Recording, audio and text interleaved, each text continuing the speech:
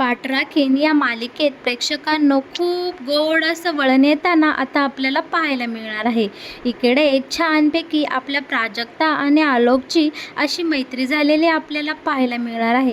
त्यांच्यात फुलणारं हे नवीन मैत्रीचं नातं इतकं गोड असणार आहे ना, ते पाहून आपल्या सगळ्या प्रेक्षकांना खूपच भारी वाटणार आहे. शिवाय आता सूर्यवंशींच्या बंगल्यावर प्राजक्ताला 2 मुलांची नाही तर 3-3 मुलांची ट्युशन घ्यावी लागणार आहे बरं का. ते कसं हे आता आपण पाहूया. त्यासाठी हा संपूर्ण व्हिडिओ शेवटपर्यंत पहा, म्हणजे समजेल तुम्हाला. वैद्यबुवांच्या घरी आज भाग्याला पाहण्यासाठी नवरदेवाकडची माणसं येणार असतात आणि मामीने प्राजक्ताला ठणकावून सांगितलं असतं आणि तिच्याकडनं वचनच घेतलेलं असतं, आज तू अजिबात घरी यायचं नाही. आणि खरं तर प्राजक्ता घरी येणार नसती, पण कौस्तुभ मात्र तिला हट्टाने त्याच्यासोबत घरी घेऊन येतो. त्यामुळे आता इकडे प्राजक्ता खूप घाबरलेली असते. प्राजक्ताला वाटत असतं की मी मामीला दिलेलं वचन मोडलं आहे.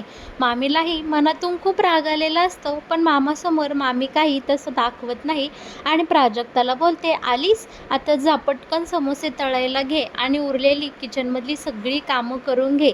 आता इकडे ती खडूस आजी मात्र भाग्याजवळ आलेली असते आणि बोलते की आली ती अवदसा. तर भाग्या बोलते कोण? तर ही बोलते अगं ती तुझी मैत्रीण. तेव्हा बोलते प्राजू आली ते, मला प्राजूला भेटायचे. कुठे प्राजू? माझ्याजवळ काय येईना. तेव्हा आता आजी बोलते अजिबात त्या अवदसेची सावली मला तुझ्यावर नको आहे आणि जवळ बघण्याचा कार्यक्रम होत नाही तोवर अजिबात तू तिच्यासमोर जायचं नाही आणि त्या प्राजूची सावलीसुद्धा तुझ्या अंगावर पडून घ्यायची नाही. पण आज काही तृप्तीच्या मनात वेगळंच चाललेलं असतं. तृप्ती खूप घाबरलेली असते. तिला तो शेठ घराबाहेर येतो की काय आणि तिच्याकडे पैसे मागतो की काय, एवढंच डोक्यामध्ये चालू असतं. आज तृप्तीच्या डोक्यामध्ये आज दुसरं काहीच कारस्थान नसतं.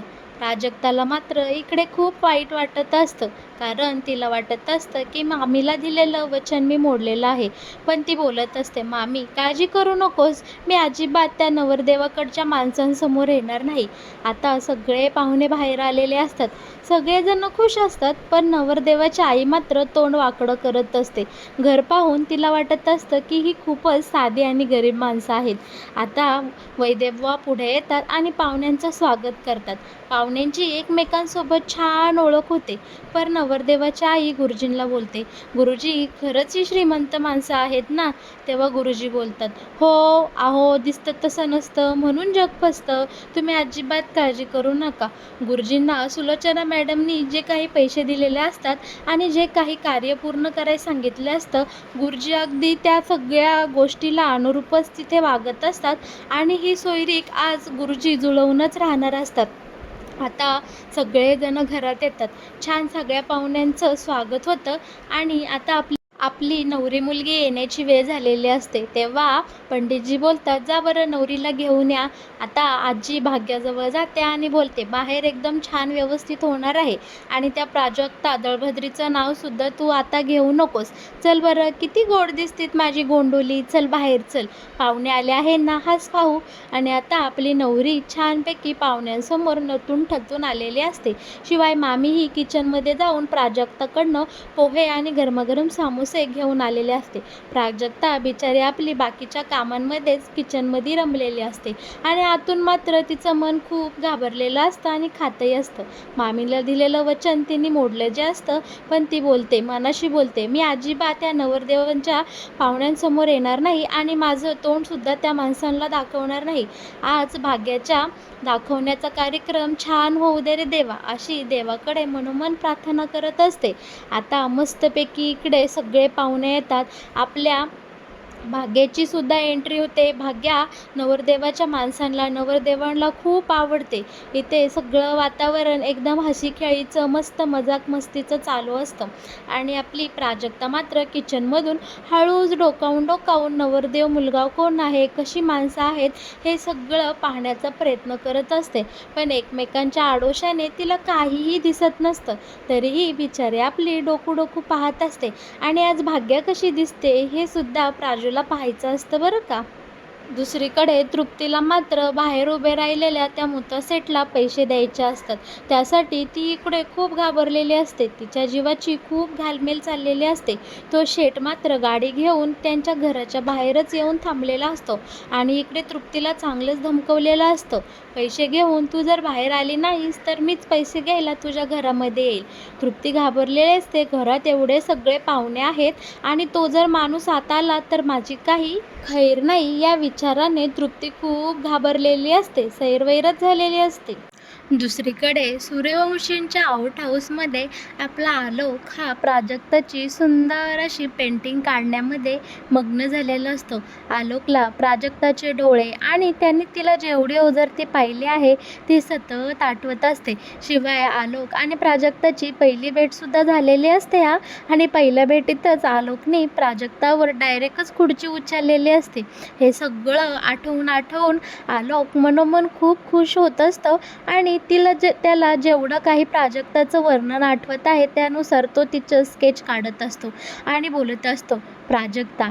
म्हणजे त्याला आता प्राजक्ताचं नावसुद्धा कळलेलं असतं.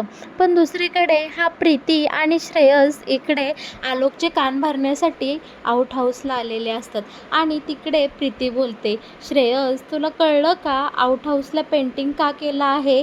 यांना म्हणजे या आलोक भाऊजींना इथं ठेवायचं आहे म्हणून.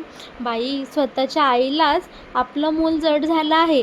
त्यांनी म्हणजेच मोठ्या आईंनी स्पष्ट सांगितलं आहे की आलोक सरांची सगळीच्या सगळी बेडरूम तिकडे आउट हाऊसमध्ये शिफ्ट करायची आहे. बघ ना श्रेयस, स्वतःच्या आईला स्वतःचं मूल जड झालं आहे तर आपल्यासारख्यांचं काय? इकडे प्रीतीने आता आलोकचे चांगलेच कान भरलेले असतात आणि आलोक आता बिथरणारच असतो. तेव्हा श्रेयस त्यात भरीसभर अजूनच आलोकला चिथळून देतो आणि म्हणतो, बिचारा, त्याला तर डायरेक्ट आउट हाऊसला यावं लागलं आहे. सूर्यवंशींचा एवढा मोठा बंगला कुठं आणि हे छोटंसं आउट हाऊस कुठं? शी, आपण तर नसतं बाबा इथं राहिलं. आता या दोघांनी, प्रीतीने आणि श्रेयसनी, चांगलाच मीठ मसाला लावून इकडे आलोकचं डोकं गरम केलेलं असतं. दुसरीकडे बंगल्यामध्ये सगुणा सुलोचना मॅडमसाठी एक बातमी घेऊन आलेली असते आणि ती सांगत असते, मॅडम, ती तृप्ती सगळं या मुत्ताशेठला पैसे द्यायला तयार झाली आहे. तेव्हा आता इकडे प्रीतीसुद्धा बंगल्यामध्ये आलेली असते आणि ती लगोलग इकडे सगुणा आपल्या सुलोचना मॅडमला काय बातमी देते ते ऐकण्यासाठी दारामागे येऊन उभी राहते. तेव्हा इकडे सगुणा सुलोचना मॅडमला सांगत असते, आता आपण काय करायचं? ती वहिनी सगळे पैसे द्यायला तयार झाली आहे. तेव्हा आपली ही सुलोचना बोलते, असं नाही झालं पाहिजे.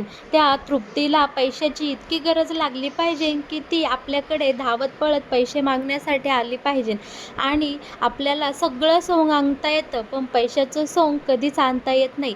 पैसा हा माणसाला कोणत्याही थराला जायला भाग पाडतो आणि असंच ही तृप्तीला जेव्हा पैशाची गरज पडेल तेव्हाच ती आपल्याला हवं ते सगळं करेल आणि मगच माझी प्राजक्ता माझ्या आलोकची बायको म्हणून या सूर्यवंशींच्या बंगल्यात सून म्हणून येईल. यासाठी सगुणा तुला प्रयत्न करावेच लागेल. मला रिझल्ट हवा आहे, मला कारणं नको आहे. तू काहीतरी असं कर की त्या तृप्तीला पैशाची इतकी गरज लागेल की ती थेट आपल्याकडे पैसा मागण्यासाठी आली पाहिजे. तेव्हा आता सगुणा बोलते, ठीक आहे मॅडम, तुम्ही अजिबात काळजी करू नका, मी सगळी व्यवस्था एकदम चोख करते. आता प्रीतीला या दोघींचं काय बोलणं चाललेलं असतं अजिबात अंदाज आलेला नसतो. तरीही ती उगाचच भिंतीला कान देऊन उभी राहिलेली असते आणि इकडे सुलोचना आणि या सगुणाचा खूप सुंदर असा प्लॅन तयार झालेला असतो बरं का. दुसरीकडे वैद्यबुवांच्या घरी नवरदेवाने भाग्याला पसंत केलं असतं आणि नवरदेवाची आई काही पैशासाठीच ते भाग्याला पाहायला आलेली असते गुरुजींच्या सांगण्यावरून. त्यामुळे तीही म्हणते, हो सुंदर आहे तुमची मुलगी, आम्हाला मुलगी पसंत आहे. पण इकडे तृप्तीच्या मनात खूप चलबिचल चाललेली असते आणि ती घाईघाई त्या बाहेर थांबलेल्या माणसाला पैसे देण्यासाठी निघते आणि नेमकी वेंधळ्यासारखी पाय घसरून खाली पडते.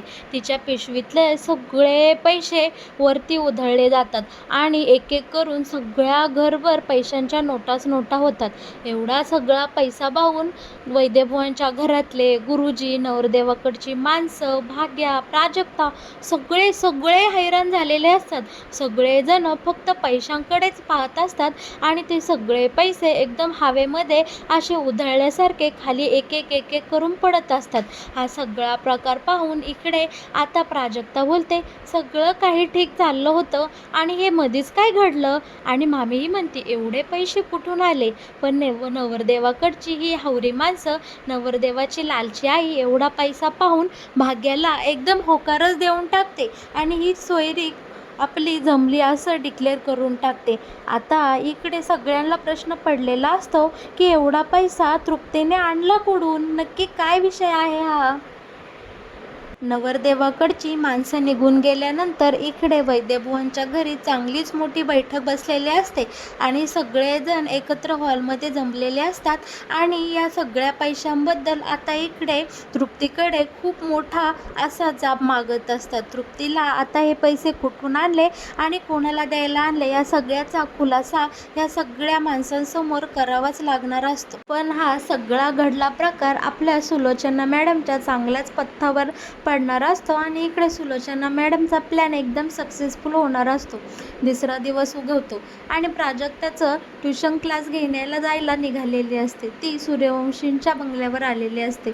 छानपैकी मुलांना तिने एक ड्रॉइंग काढायला शिकवलेलं असतं आणि ते ड्रॉइंग पूर्ण करण्यासाठी प्राजक्ता सांगते. तेव्हा आता इकडे ही मुलं छानपैकी ड्रॉइंग काढत असताना आपला आलोक तिथे येतो आणि त्या मुलांकडनं वही घेतो आणि उरलेलं ड्रॉइंग छानपैकी तयार करतो. तेव्हा प्राजक्ता इकडे समीराला विचारते, बाळा हे ड्रॉइंग कोणी काढलं? तेव्हा ती बोलते, काढलं त्या चिडकू काकांनी, तो आला होता ना इथे, त्यांनीच पूर्ण केलं. तेव्हा आता प्राजक्ताला अजूनच ओढ लागलेली असते आलोक सूर्यवंशीला पाहण्याची आणि त्यांच्यासोबत बोलायची, भेटायची. कारण इतका छान चित्रकार, असा इतका सुंदर चित्र काढणारा माणूस स्वभावाने किती गोड असेल असे प्राजक्ताच्या मनामध्ये येऊन जातं. आता काय होतं, ही मुलं खेळत खेळत तिकडं बागेमध्ये जातात आणि हा खट्याळ मुलगा असतो ना, तो काय करतो, नेमका आलोकचं माउथ ऑर्गन घेऊन येतो आणि इकडे आलोक मात्र एकदम सैरावैरा झालेला असतो. तो इकडे तिकडं शोधत असतो, माझी वस्तू कोणी घेतली, माझं माउथ ऑर्गन कोणी घेतलं, कुठं आहे ते? आणि हा सगळीकडे शोधाशोध करत असतो. पण आलोकला मात्र हे कुठेही भेटत नाही आणि बागेमध्ये मात्र प्राजक्ता हा जो खट्याळा असतो ना मुलगा, तो माउथ ऑर्गन वाजवत असतो. तेव्हा ती त्याच्या हातातनं ओढून घेते आणि बोलते, आधी अभ्यास कंप्लीट करायचा आणि नंतरच तू हे वाजवायचं, तोपर्यंत मी तुला अजिबात म्हणजे अजिबात देणार नाही. आणि नेमकं तिकडनं सैरावैरा झालेला आलोक त्याचं माउथ ऑर्गन शोधत शोधत इकडे बागेमध्ये आलेला असतो आणि ते बागेमध्ये आल्यानंतर त्याला दिसतं प्राजूच्या हातात.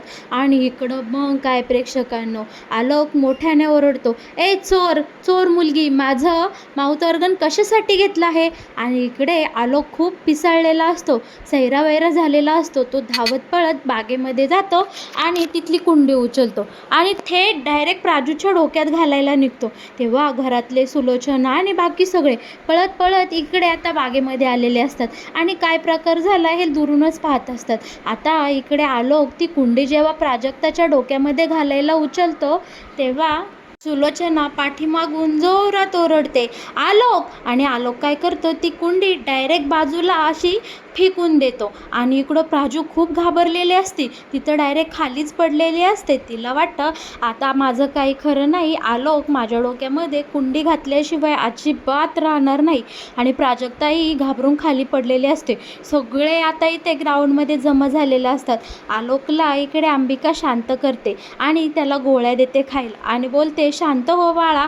आणि अंबिका त्याला आता रूममध्ये घेऊन जाते. सध्या प्राजक्तासमोर आलोकची सगळी परिस्थिती आलेली असते आणि प्राजक्ता खूप घाबरलेली असते.